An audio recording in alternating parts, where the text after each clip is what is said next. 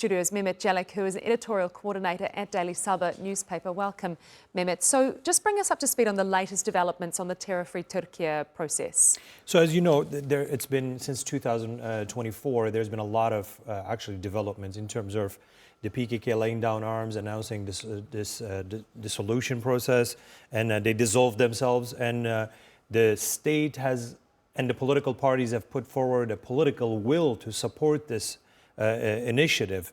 The latest is that a report has been prepared by the commission at the parliament, which involves all the political parties basically, and will try to tackle this problem from social, political, and legal, and of course it has to be supported with security apparatus as well. It has to tackle the situation from different angles, as the problem itself is not just one that requires a security approach. So politically, all the political parties had to put forward their political will to support this process. Socially, the different segments in the society had to be, in a way, informed about what will take place in the future within this process.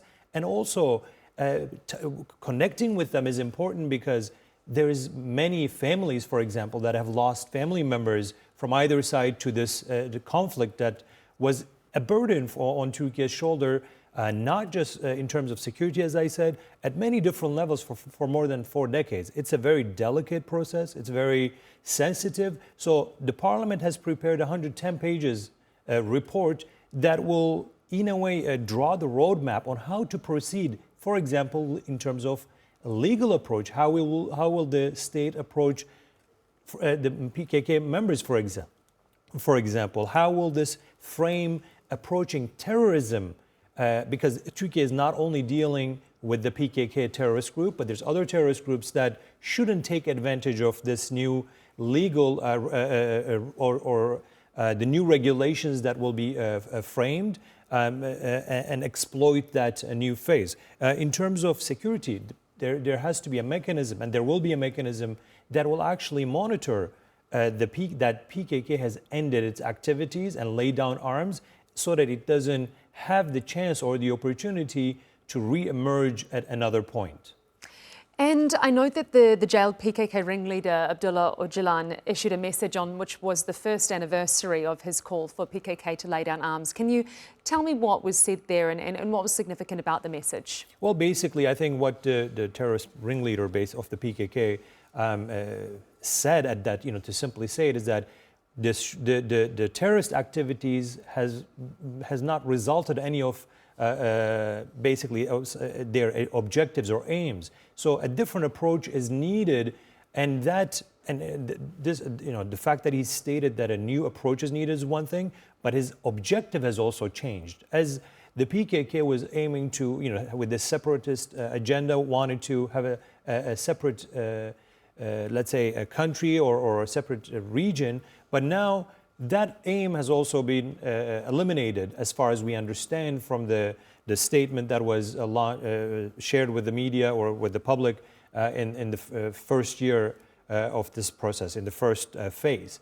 Now we can say that I think with the new, in the second year after that announcement, there is more tangible steps that will need to be taken, both from the PKK side and also from the state side, to materialize this initiative that will not only tackle the terrorism within Turkey, but it will also, I think, have a very region-wide implications, especially in Syria. There's an integration process there. In northern Iraq, which is something that Turkey will need to discuss with Baghdad and also the other, maybe KRG, on how to tackle the PKK problem in northern Iraq. That is something that has not been touched more than launching counterterrorism operations in northern Iraq. So that is something that is still there. But in terms of Syria, I think there's also this integration process with the YPG and the Syrian government that is actually speeding up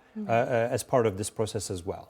And just finally, quickly, I mean, how important is it that those neighbouring countries to Turkey are coordinating with Turkey on this terror-free Turkey effort? Because, of course, it's not just contained to within Turkey's borders. Let me just give you a simple example on how and why they need to cooperate with Turkey. For Syria, for example, if YPG wants to establish an autonomous region, this is against territorial integrity of Syria. And stability cannot be established by creating new entities and having a parallel military, for example, or a different armed group within a state that is trying to establish itself after 14 years of war. In Iraq, for example, there is the development corridor that Turkey is cooperating on that will bring a lot of opportunity in terms of economic activity and trade activity between Turkey and Iraq. Without elimination of the PKK, that cannot happen. It's because security must be there for the economic activity, for the investment to be coming into the region. And I think in terms of the PKK, Syria and Baghdad and Damascus are on the same page with Ankara, but in terms of Iraq, there is still time to finalize some of the details there. Mehmet Celik, Daily Sabah editorial coordinator, thanks so much for your time with us. Thank you.